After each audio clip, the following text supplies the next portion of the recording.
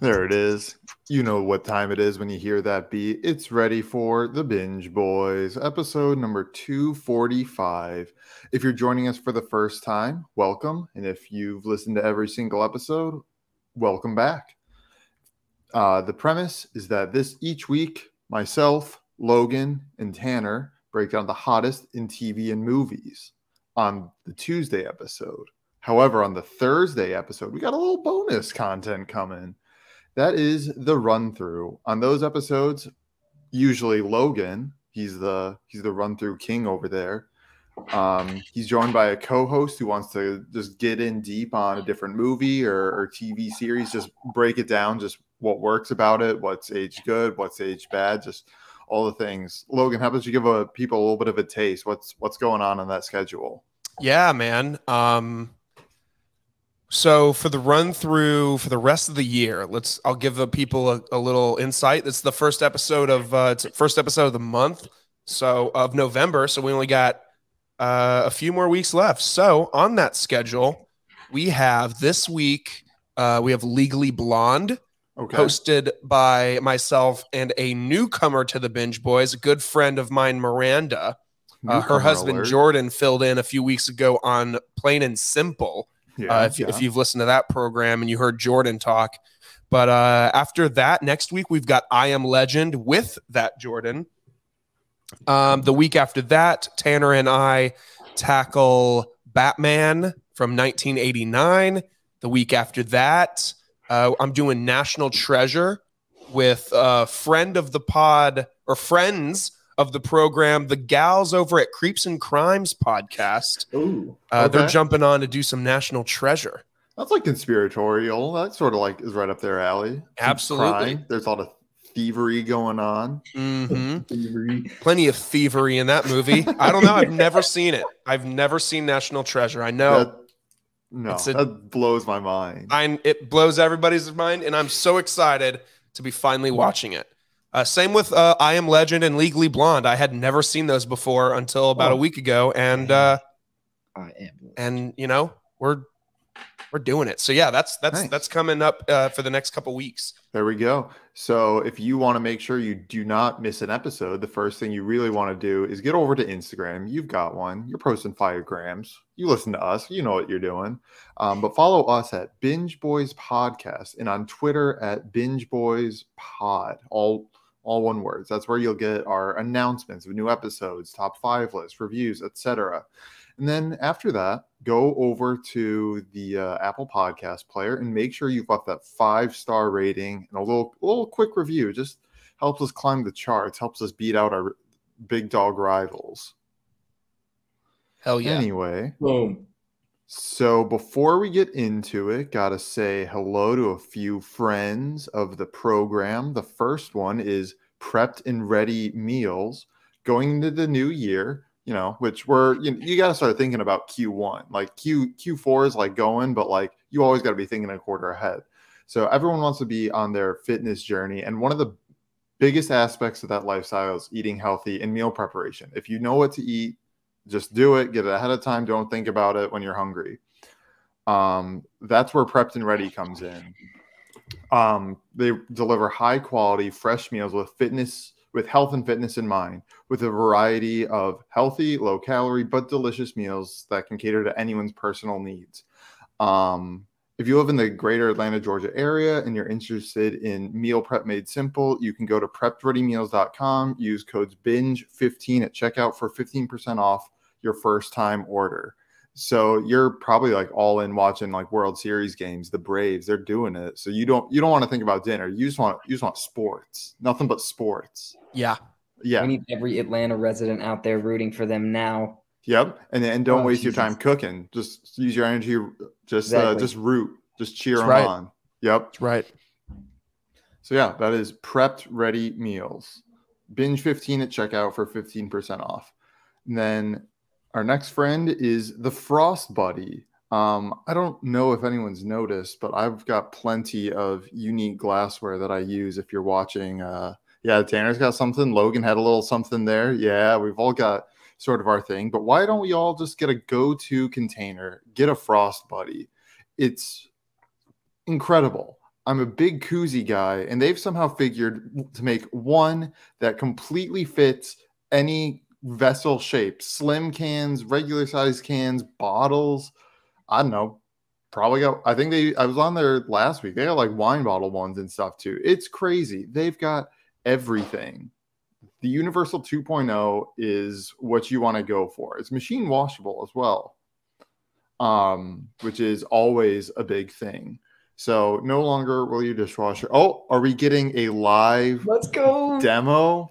We're getting a live demo. I completely forgot, but I actually, sorry to cut you off, Matt. No, you're good. We got, this is not scripted, but I got a Frost Buddy of my own.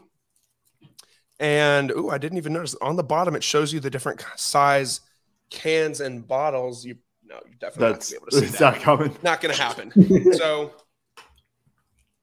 here we are. Regular Dr. Pepper can. Nothing crazy about it. You just slide it in, stops, put the lid on, nothing. No problem. Maybe you're feeling a little saucy, though. Maybe you're at the pool. Maybe you're not at the pool anymore. It's November, but you want a Vizzy. You're trying to keep it warm, actually. We're drinking at first warm you're like, Vizzies all winter. It kind of slides around a little bit. No problem. Just pop that lid on, twist. Seal it around. Wait a second. How did it just expand? The silicone lid tightened it on a little bit. No, but like you put the Dr. Pepper can and it was at the top, but then you put that one. I'll show you actually, Tanner. After I show you, this is like a monster-ish size can, one of those bigger boys. Oh, Tanner loves that. And you're looking at it and it's like sticking up a lot, and you're like, "What the heck? That's kind of uncomfortable." Mm-hmm. So, pop this bad boy out, and then there's an insert that you can take out. Oh, it just slides right out. Dang. For bigger bottles and cans, and it just slides right in. Okay, that's how they do it. Modular design. This is what you can see, though. Yeah. So, I see how it works. They've got divots like in the can that will make it stop at certain can sizes. It's awesome, man. I love it. That seems fucking awesome. Yeah, Why not just get you one? Like Matt said it. We all have 50 glasses, 50 water bottles. Every new company you work at gives you a water bottle that only fits one kind. This fits all kinds. Mm-hmm. The only bottle I don't think it holds is one of those short, like Modelo bottles. You know what I'm talking about, Matt? Yeah. They got kind of a weird shape to them. Yeah, it's like a, lack of a better term, it's like the chode of alcohol bottles. You don't need to drink that anyway. No. It's got all that foil on it for no reason. Absolutely. Anyway, so yeah, like Logan said, no longer really dishwasher be filled with 7 different bottles and coolers after a long week. Frost Buddy's there to solve that problem. If you're interested in hopping on this train with us, go to frostbuddy.com and use code Logan Lewis, all one word, for 10% off your purchase. And yeah, man, start drinking it cool. It's tailgate season. It's gonna be walk around with a little something to keep you warm season pretty soon here. So you just want to make sure you're ready for that. So with all our bills paid there, let's get into talking about it. And literally right as I was sitting down to the show, my phone buzzed with some breaking news from Logan. So Tanner, I don't know if you're aware of this, but if I told you someone was going to be voicing Garfield the cat in an upcoming animated feature, I'll give you 3 guesses. Chris Pratt. Yes. No Did way. you see the news? No. So I made this joke to Logan before. In addition to Mario, he's going to be playing Garfield. So he's just going to be crushing Italian food on the reg. That's awesome. How do I guess that? We need a cinematic universe with all of Chris Pratt's characters in it. Yeah. Somehow Andy Dwyer, Emmett from the Lego movie, Star-Lord. Yeah. The Jurassic World guy. Yeah, shithead boyfriend from Wanted. So I forgot about that. Dude, how? It's classic. He gets hit with the keyboard. So yeah, that's the breaking news. Anything other than just how is this man finding the time to do all these gigs?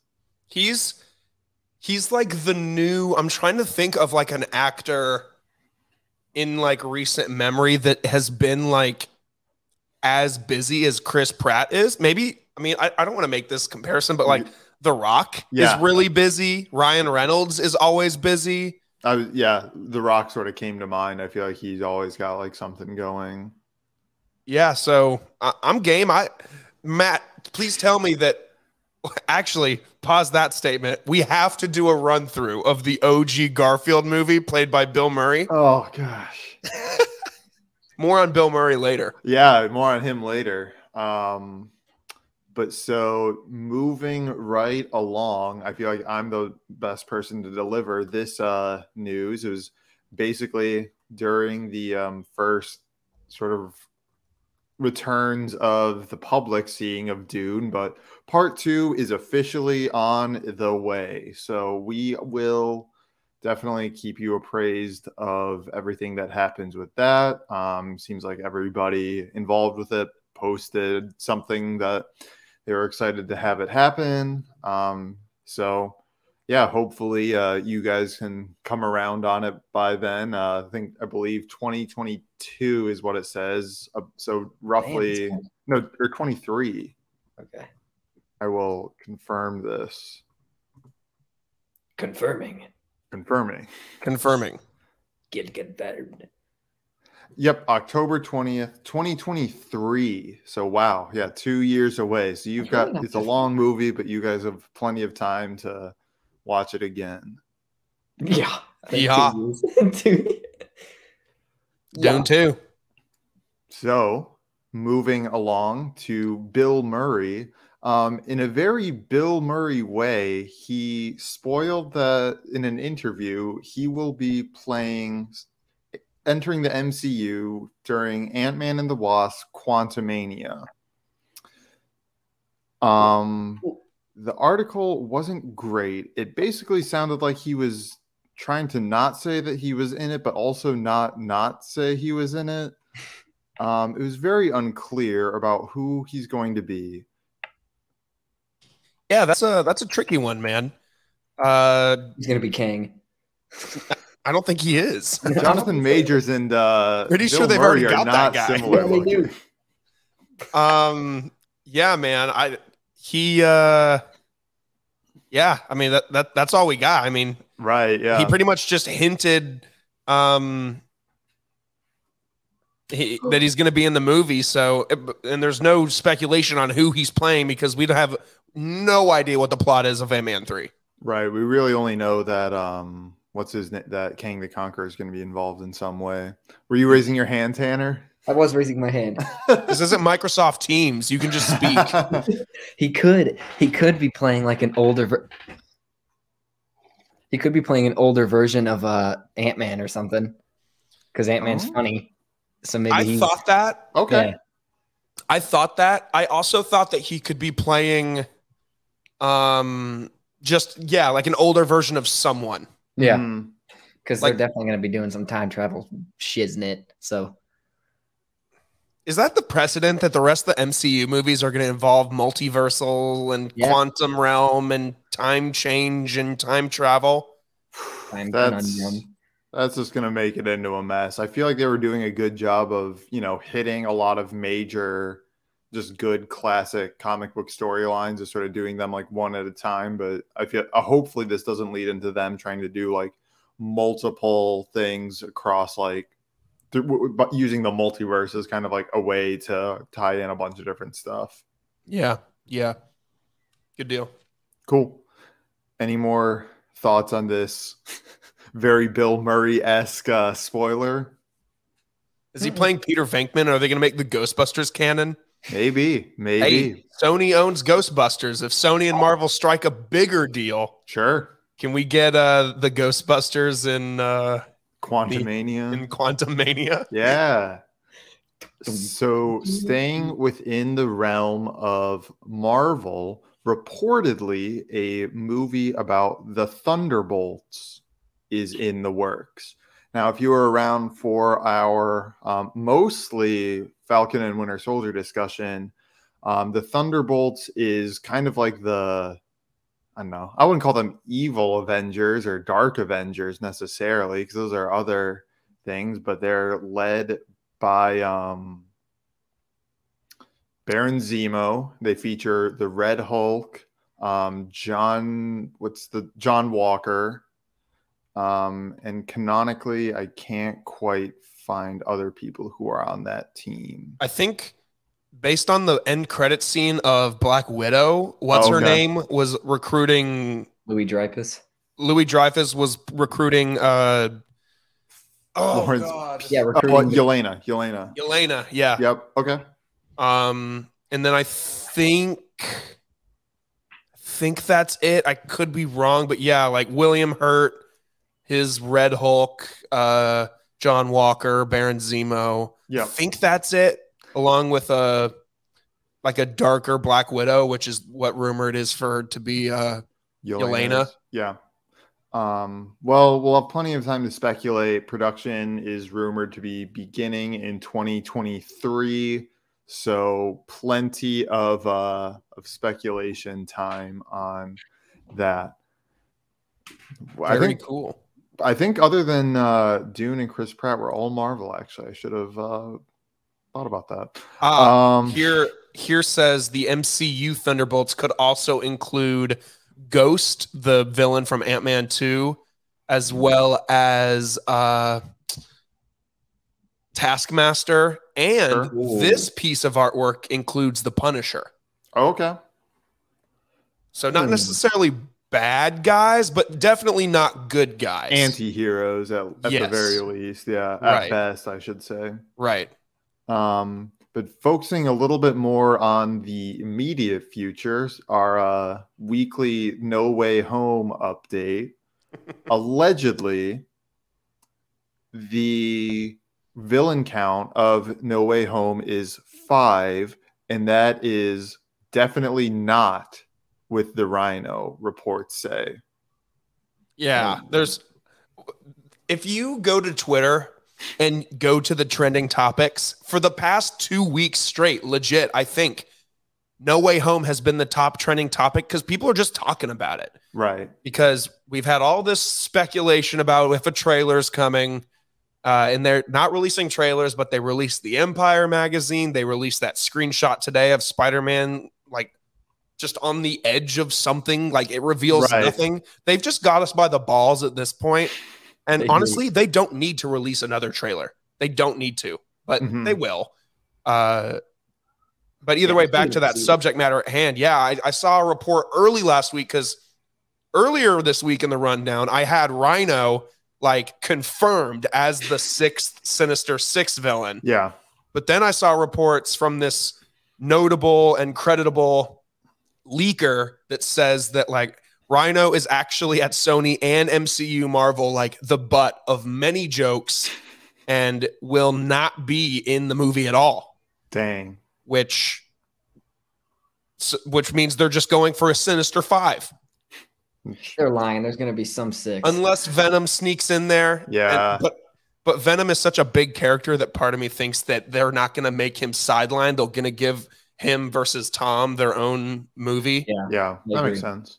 But also, if you're going to have 5 villains in a Spider-Man setting, why not just throw in a 6th? Right. It seems like a missed opportunity. But, you know, I feel like we'll trust them to do the right thing on this. And they will. I've never considered it, but it could be Mysterio. He could not be dead. Like, that's true. There's been toys that have leaked, like in action figures and shit that I've seen that have the No Way Home labels on it, and Mysterio's in it, or Vulture. Vulture could be the 6th. I don't know. We'll see. We'll see. What we will also see on, this is along the same lines as that Bill Murray news, but a little bit looser. A current rumor is that to play MODOK in the MCU, Jim Carrey is the top dog. Which I kind of see it. MODOK is basically just a giant floating head, and Jim Carrey does some really good mugging. So that really, it's really a good mix there. And he can make weird faces. So Yeah. I mean, that's literally what he is like a floating head with like T-Rex arms. Or I think like there's comic book iterations of him that's just like a really, really, really fat guy sitting in like a hover chair. Yeah. Kind of like Wall-E. So, yeah, I saw this on the TL this morning too from that same Spider-Man leaker. Oh, okay. And I was like, there could be smoke here. And I mean, at this point, who's not trying to join the MCU? I know. They're bringing everybody in. I want just a crumb of MCU. Everybody wants it. Just be an extra. So, yeah, that's, I'll say the first half of kind of the breaking news because we got trailers. This was National Trailer Week. It was National Trailer. That movie you're watching, National Trailer. What do we want to talk first? We want to talk Lightyear first? Yeah. Dude, I'm hyped. To infinity. Hyped? And beyond. Yeah, I'm a hype man. First of all, it looks beautiful. Yeah, it looks great. There's also been a lot of, I've been on Twitter a lot lately, and there's been a lot of debate about this movie being like people confused about what it's about. So let me just clarify this because I think I got it down. This movie is about the astronaut that the Buzz Lightyear toy is based off of. It's not based off of the toy that we know in the Toy Story movies. It's based on the real life character that Buzz the toy was based off of. So there is like a human in the Toy Story universe named Buzz Lightyear, and this is his story. Maybe, I don't know about Lightyear, but at least Buzz. I don't know what where the Lightyear comes into play, but like I'm thinking that like their owner, like Andy, probably saw some news story of an astronaut named Buzz that saved the world or some shit. So they made a toy based off of him. Okay. But my biggest question is Buzz Lightyear Star Command canon in the Toy Story universe? We'll find out. Tanner, do you know what that is? Yeah, the Star Command hits what he reports to every 2 seconds. No, but like, do you know what Buzz Lightyear Star Command is? As a property. That old show. Yeah, the one on Disney. Don't say 4 olds. It was live when we were watching it. Hey, only give us 2 olds. We're only in our mid-20s. It's not that old. It probably is 20 years old. I will give you that. Holy shit, has it been that? I am fact-checking when the first episode aired of Buzz Lightyear Star Command. But you can go on, Matt. But yeah, man. Like you said, just gorgeous. I thought it was a really impressive looking trailer, and I also feel like it was kind of a different style than we've seen Pixar do in a while. Sort of going back to a lot of metals and plastics and stuff, whereas a lot of their stuff has been a lot more organic looking recently. So I'm excited to see them go back to that look that made them iconic with the original Toy Story. The first episode aired October 2nd, 2000. Dang. Did anybody remember the fact that Wayne Knight was the voice of Zurg? I don't even know who Wayne Knight is. He's the fat guy in Seinfeld, the fat guy in Jurassic Park, the fat guy in Nedry? Yeah. I just started watching Seinfeld, fun fact. Dude, there's no way that this man was the voice of Zurg. Dude, the streets are saying, and probably IMDb is saying. Damn, they had a solid cast. Patrick Warburton played Buzz. So it wasn't Tim Allen. That's interesting. I did not know that. He's kind of a good sound alike, though. That same kind of machismo. Yeah. This guy is like on the if there was a Mount Rushmore of animated character voices, Patrick Warburton would be on there for sure. Yeah, Patrick Warburton, Tom Kenny. Yes. Yes. There you go. And that's it. Billy West. Billy West. Can we put Chris Pratt on that list now? There we go. All right, that's the Mount Rushmore. Clip it. Okay. Bet. I'm excited for it. Yeah, I'm excited. Cool. Moving along, sort of tying into just a little off-color comments we made earlier. Atlanta season 3 technically got a trailer, but I only realized it at the very end when Brian Tyree Henry was there with his Paperboy chain on. I have not delved into the theories upon this trailer yet, but have either of you / do you have any interest in Atlanta? Never seen it. Really? No. Is it good? Should I? Yeah, it's good.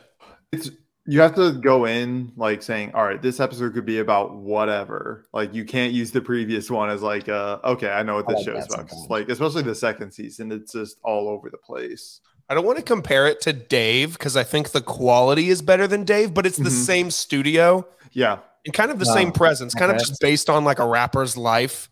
But each episode, like one episode of Atlanta, they're like at a pool party, and the next they're like the whole episode is about them like arguing about shoes in the parking lot of a mall. Yeah. Actually, in a very rare move, Don Glover took to Twitter and like was talking. I think the article I saw said he was, quote, side-eyeing people who said Dave was good. I'm like, damn. Let's get some beef up here. That'll just get better shows for everybody. Dude, I'm just looking at the guest list of Buzz Lightyear Star Command. Dude, Mark Hamill, Jon Favreau, they were all guest stars in this show. That's crazy. But we're not gonna.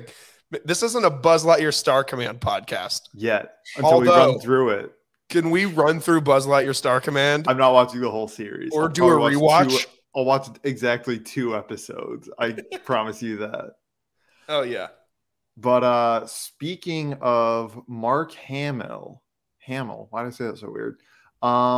We got more Star Wars Extended Universe content. We got a trailer for the Book of Boba Fett. Oh yeah, we did. Just hype, Tanner. That's all you got for me. Well, yeah, because it looks awesome. Moving on. No, I was kidding. It's a very interesting concept. Him being on Jabba's chair, he wants to rule with respect. So that's gonna be cool. Respect. I feel like that's not gonna last though. He's fucking Boba Fett. I don't know, man. It's a different but similar tone as The Mandalorian. Like it's still that serious. It almost feels like a Western, like crime thriller, but like at the same time, it just feels somehow darker. Like because they're focusing on the world of the bounty hunter and the world of the underground, like black market, essentially. I think it looks tight. Yeah. We thankfully don't have to wait too long. It is premiering December 29th. So don't even have to wait until next year. So sweet. That is tight. Yay. Just got a few more here. Who asked for Tiger King 2? Nobody. It doesn't really matter because we're getting it. In a few weeks, I think. Wait, what? I think it's like coming out in like 2 weeks. I have a release date written down actually in my notes here in the hot stuff. Yeah, Tiger King season 2 premieres on November 17th. That is recent. That is soon. Yes, very soon. What'd you think of the trailer? I think exactly what you think, Matt. There's no reason we're getting this. Why do we get this? I'll tell you why. Because Netflix was like, holy cash cow. Yep. And Joe Exotic probably heard about how popular the damn show was in prison, was like, get me more. Yeah. Him and everyone else that's in this just weird universe of that no one really knew existed until this show shined the light on it. I wonder if we'll also get a weirdly hosted by Joel McHale sit down after season 2. I like the guy, but that was just so odd. Why'd they get Joe McHale? I think because he's got hosting chops, and I also want to say it was to sort of sneaky promote Community that just got on Netflix like right around that same time. That's funny. So, yeah, Tanner, you got any Tiger King 2 trailer thoughts? I've never seen the first one. Really? Okay. Yeah, You're it one was of the just- few people Yeah. that haven't watched it was- Tiger King. It was just one of those things where everybody told me to watch it, and I was just like, nah. When like everyone rides the hype, and like same thing with Squid Game for me. It's like, Yeah. I definitely am going to because it's supposed to be amazing. Amazing isn't the right word. Interesting. Entertaining for sure. Yeah. Like you'll watch the first episode and you'll be like, well, damn, I got to keep going. Right. But like you don't love yourself for it. It's not something you're going to finish and be like, time well spent. Right. You were just like, well, this is a part of the world that I didn't know existed until this very moment. Here they are. So, yeah. For this last trailer we're talking, Logan, I'll let you take the lead because I feel like, or was this a Tanner add-on? It might have been me because I don't know if Tanner adds anything to the rundown. Dang. What's the last trailer on the list here? Spider-Man Lotus. Oh, okay. Yeah. So Spider-Man Lotus is a fan film that is being made. Oh, let me get it real quick. I saw the trailer on Twitter. It was actually trending underneath the Spider-Man Homecoming or No Way Home section of Twitter, Spider-Man Lotus. And it's being made by a guy named Gavin J. Knopp. And it's just a fan film. It's not affiliated with Sony. It's not affiliated with Marvel. It's just a fan Spider-Man film. I guess it kind of takes place like in a world where Spider-Man is really young, but he also like lost Gwen Stacy in like a tragic accident. And the whole movie looks like it's not even like a hardcore Spider-Man flick, more of just like a kid who lost his girlfriend that's also Spider-Man. Yeah. And then the last shot of the trailer, you get a Green Goblin laugh. You don't see him or anything. You do see a couple shots of him web slinging, and it looks very good for being an independent fan film. Yeah, definitely. The suit looks great. Yeah. That's usually another way you can tell it's not, the highest budget thing, but yeah. So I just think it looks interesting. I don't know if it's coming to theaters. I don't know if it's going to be something we have to stream on YouTube or buy on Stars or something. I assume a studio might pick it up. Sneaky shouts to Stars. Yeah, I don't know why I mentioned Stars, but yeah. And I actually I went to the director's his Twitter page, and he actually got a DM from John Watts, the director of the Homecoming, the MCU Spider-Man movies, and he just said, "Yo, your trailer looks amazing. Congratulations." Yeah. So, I mean, hey, here we go. I'm here. Yeah. I think, like you said, I think it's a really good, unique angle on kind of like the Peter. I mean, Spider-Man / Peter Parker, but it looks like a lot more Peter Parker than Spider-Man. And I think that's something that's never really a bad thing. So, yeah.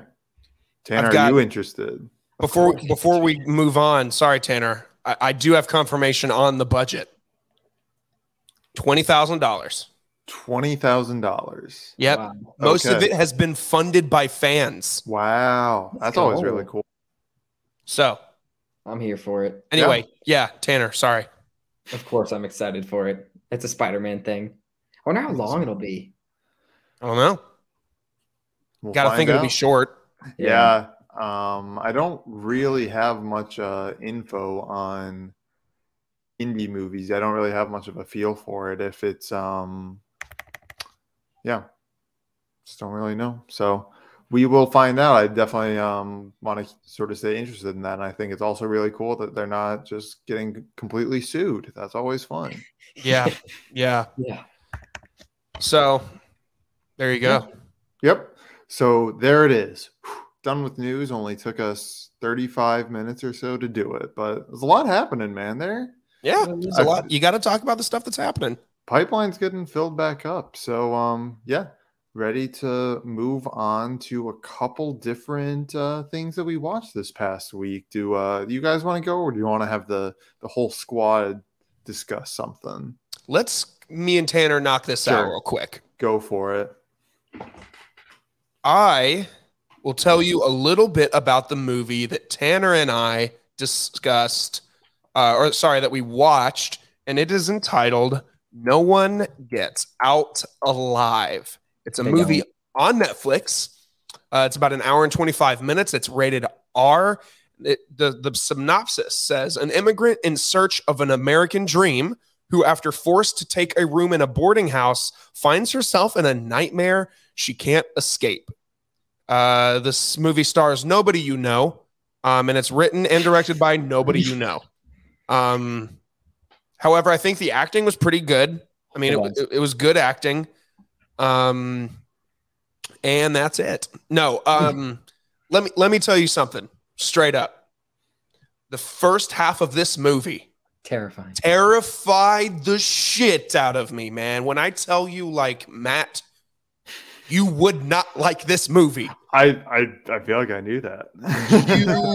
You would not like this movie, bro. No. This movie was terrifying. The first 45 minutes or so, I think I texted Tanner and I was like, bro, I am freaking out right now. Catherine had gone to bed. It was a little later. I was out in the living room by myself, covering my eyes like a 12-year-old because I was scared shitless. And fun fact, I woke up this morning and saw a missed FaceTime call from Logan and an "I'm freaking out" text. Aw. Little buddy. Dude, I was freaking out. This movie, the best way I can describe this, though, is it had me in the first half. Same here. Gotta admit. That's where my rating comes in, Logan. I forget what I gave it. I might have given it a 2 out of 5. You did. I gave it 3. I think that's very generous. Yeah, I agree. Because as soon as the ending came up, it was this stupid ass monster. Stupid monsters. Like, what the in the ending, it's like they tried so hard to make it something really deep, but it wasn't. No, it was. They should have just made it some damn demonic character instead of this freaking. I can't. If I can explain what it was, I can't. It's like a lizard / person. / the mouth is where the typically your genitals are. Yep. And it would just eat people. But the first 45 minutes of this movie, they convince you that this girl lives in this boarding house, and this boarding house is haunted, and she keeps getting visited by spirits, and she keeps seeing spirits. And this whole movie, you're like, what is going on? But then the last 25 minutes of this movie, they're just like, satanic ritual, weird demon vagina monster. Yeah. And it just completely took me out of it. It was at the point where I think I audibly had the blanket up and I was like, really? Yeah, same. This is where they decided to go with it. Yeah. So, I mean, that's all I have to say. It was spooky as shit the first hour, but after that, man, get out of here, man. What's with Netflix and these stupid horror movies, bro? They're just trying to make more of something that's going to be lasting. But that movie, like the ending insinuated that there was going to be another one almost. Oh God, no. Yeah. Like you saw that she inhabited the powers of, I can't even explain it without feeling stupid. Yeah. It's just, yeah, right? Like try to explain it, Logan, and respect yourself after. I legit don't know how to start. No, you can't. I had to Google the ending explained because I had no idea what just happened. Yeah, I didn't even go that far. I was like, okay, it's weird fucking monster. I'm out. But I will say, if you're in the mood for something spooky, throw this on and then cut it off right about the 50-minute mark. And then make up your own ending because it's probably better. Dang. Make up your own ending because it will be better than this DIY movie. Just wasn't good, man. It's like a Mad Lib. But it wasn't horrible because the first half of the movie had me very entertained. Yeah. Mm-hmm. But I was sitting like, like freaking chattering my teeth and a little nervous. And then I was like, the whole rest of the movie, like, okay. All right. Interesting. I won't say why I'm about to say this, but I'll just say stay tuned. But I think if I really had to give this movie an accurate score, I think I'd give it like a D+. That's all I'll say. D+. A D+ or a C-. I don't know where I'm at, but that's all I'll say. Interesting that you would say it like that. But yeah, as of right now, 2 out of 5. it just the only good thing about this movie was that first hour of horror. But after that, it was like, what the fuck? That's where my 3 out of 5 came from. Because, you know, an hour out of the hour and 24, it was pretty good. Yeah, you're right. You're right. Okay, that's it. That's it for No One Gets Out Alive. I picked that movie, so damn it. There we go. Well, moving on. We also watched Army of Thieves in the ever-expanding Zack Snyder Army of Zombiverse that he's got going on. Army of Thieves is described on IMDb, so we'll see how they do on this one, is, quote, a prequel set before the events of Army of the Dead, which focuses on German safecracker Ludwig Dieter leading a group of aspiring thieves on a top secret heist during the early stages of the zombie apocalypse. It is directed and starring Matthias Schweighöfer, written by Zack Snyder. Shay Hatton did the screenplay, and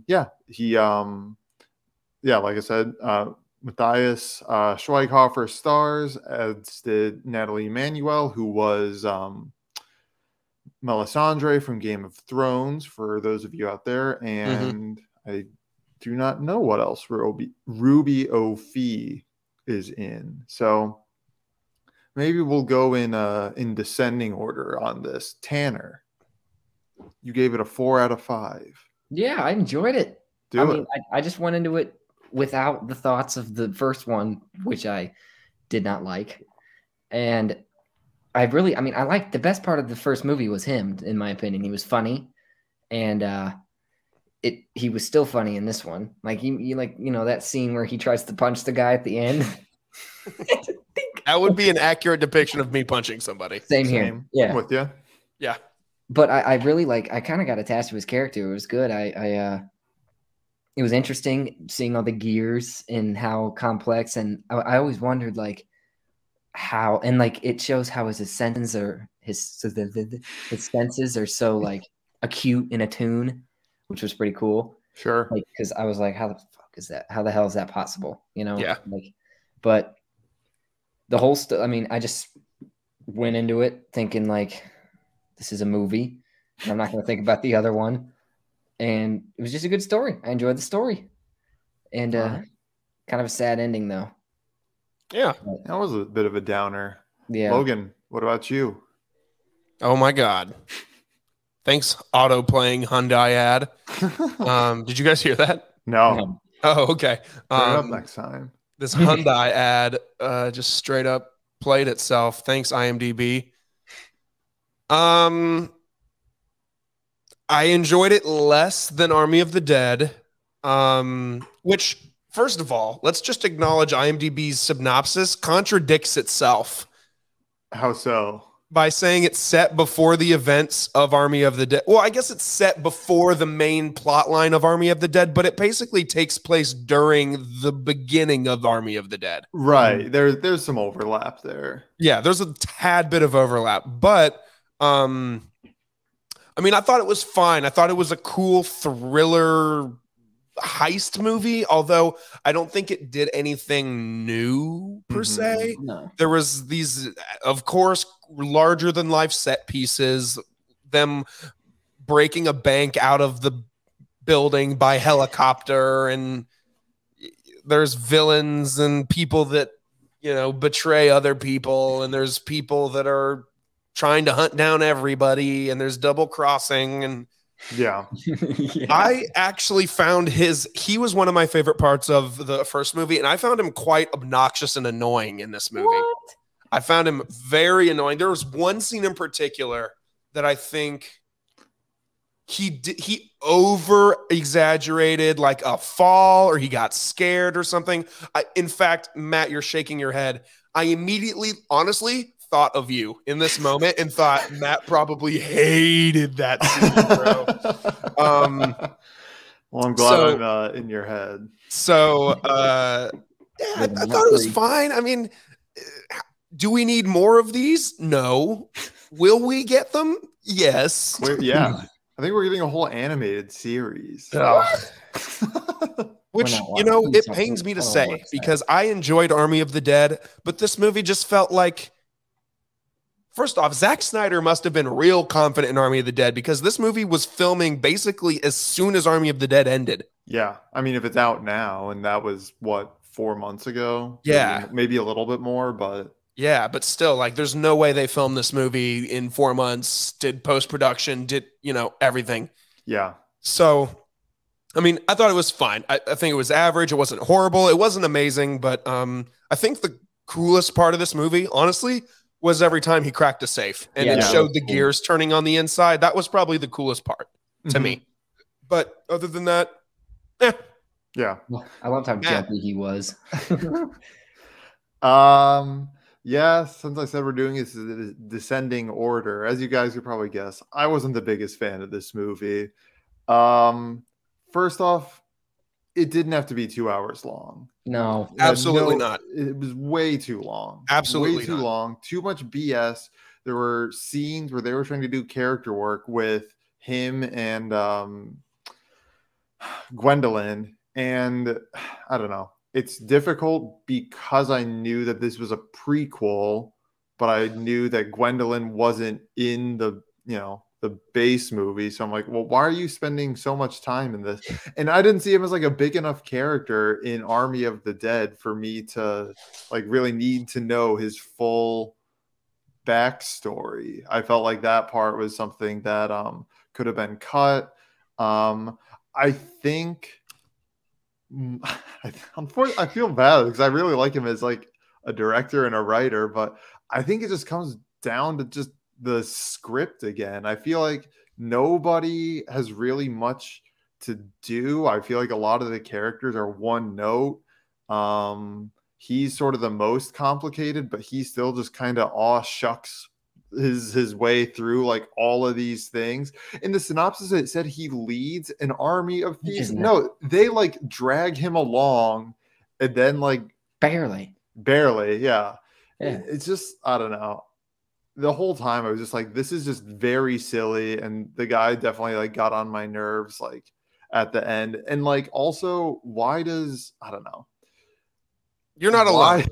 What full spoilers? I mean, I guess we're sort of very into the mullet by now, so I can do this. Why did Gwendolyn turn herself in? She was way more. She's way more capable than him. She could have done so many more things in the world than like he could have. We see exactly where his story stops. Also, that bothered me that they completely tacked on footage in the same scene from Army of the Dead to the end of this movie, when they've explained everything that scene said directly, sort of inherently. And like, it would have been cool to, I mean, I don't see myself doing this, but going back and watching Army of the Dead and being like, oh, it's that, you know, long German name of that one, the, you know, the fourth safe in the cycle. So it's like, oh, that would have been like a nice Easter egg, but no, they just like, they shot their load on it already. I think they really, really, really wanted you to know that this was connected to Army of the Dead. Oh, like the subtle zombie scenes and like that just felt so like, why is he having dreams about zombies? And he has been nowhere near the apocalypse at this point. I mean, I guess he saw it like on TV and stuff, and I don't know, just sort of he's a scared guy. Yeah, he's a jumpy feller. So I don't know.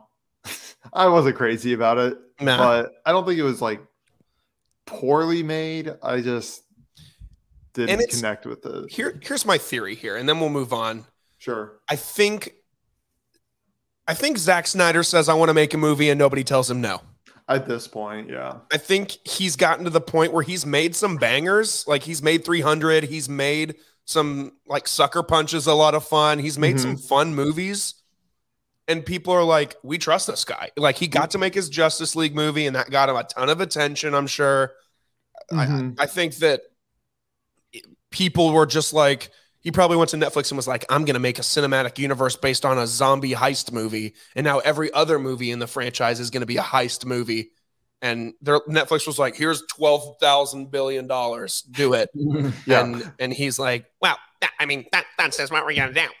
That's my impression of Zack Snyder." That's your Zack Snyder. Dude, that's you my Zack crushed Snyder. that. But yeah, when I went to watch it yesterday, it said #2 in Netflix, so that's probably made its money back. So that's the real reason. I think Zack Snyder just knows how to get people interested, and he does it. I was interested enough to watch it. Yeah. Also, this poster for the movie that I'm looking at on IMDb says more safes, less zombies, which, God, see, they're trying so hard. it's just I don't know. The more you talk makes me want to bump it down. So I'll keep talking then. No, we can move on to one of our favorite segments. We do it once a month, and seeing as to pull back the curtain a little bit, it is the first of the month when we're recording. So gonna get into what we've been binging, sort of around the topics of this show. So Logan, I feel like you usually go last. So do you want to start us off this time? Sure. So since the last time we did this, I've finished a few seasons of a few shows. I finished Boardwalk Empire.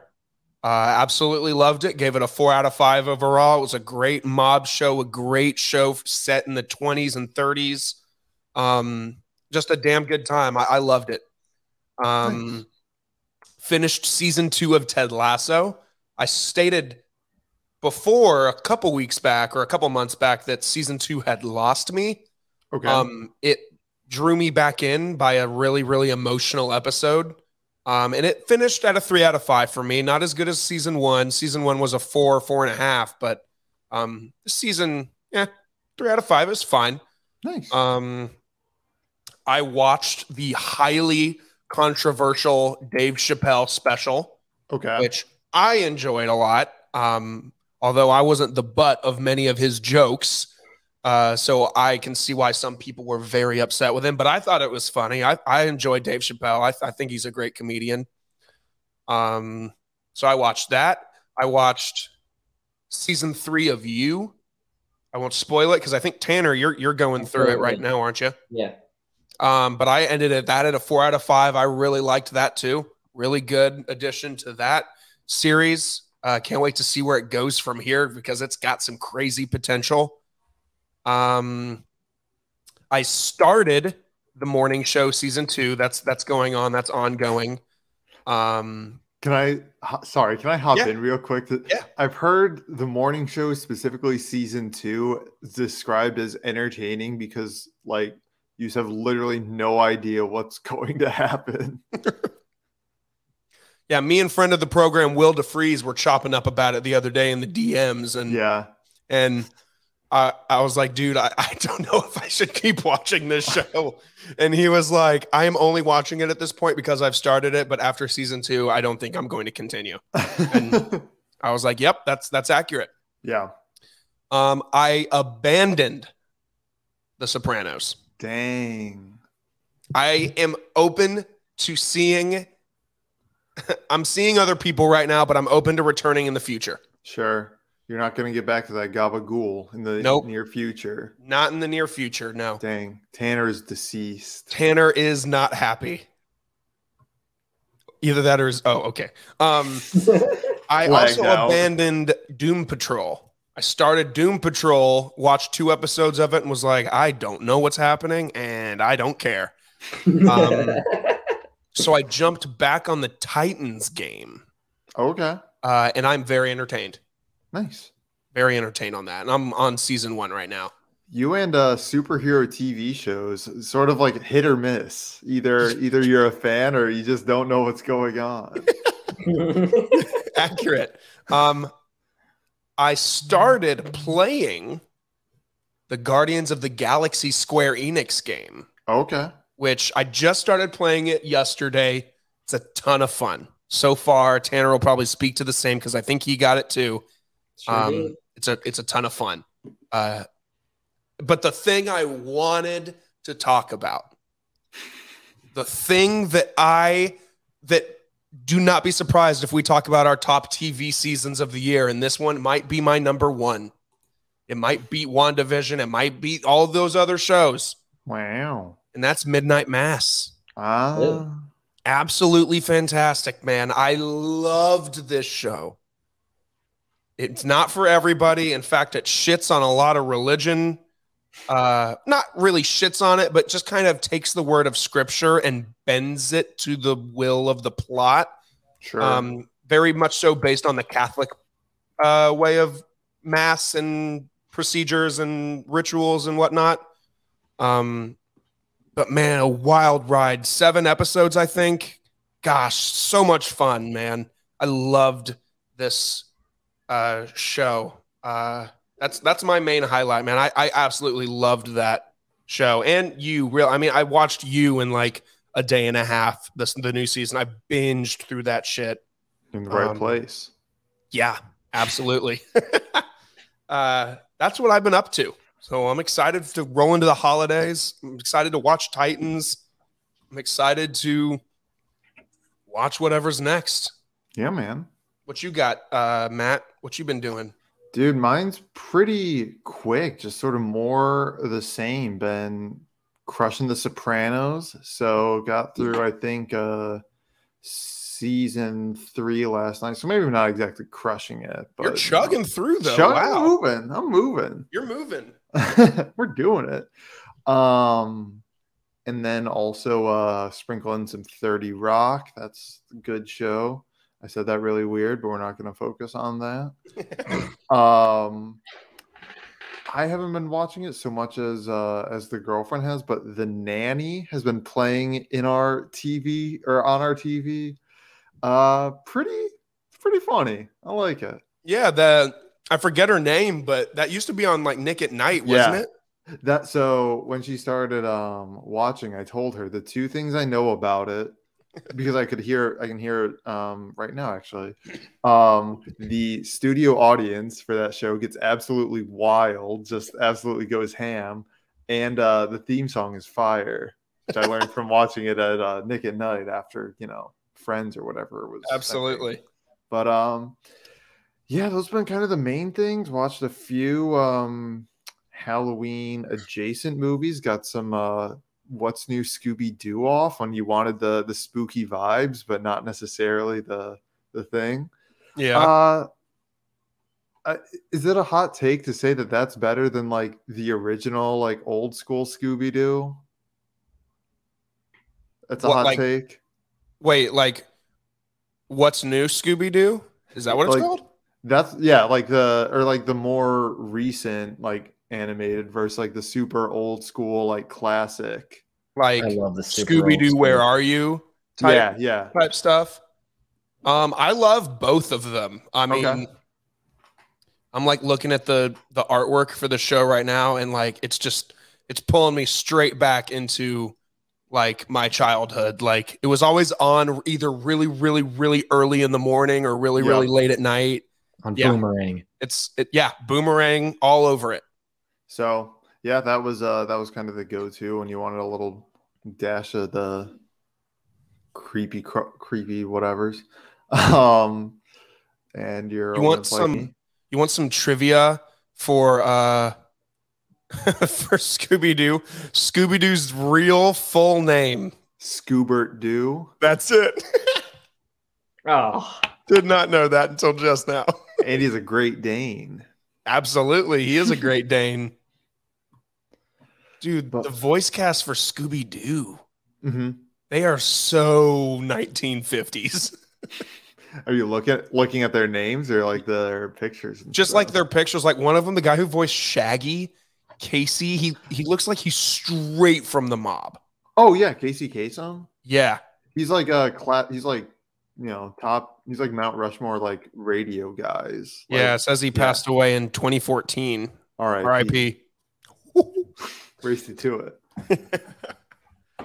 There you go. But yeah, been walking little old WD-40, so getting a lot of podcasts in.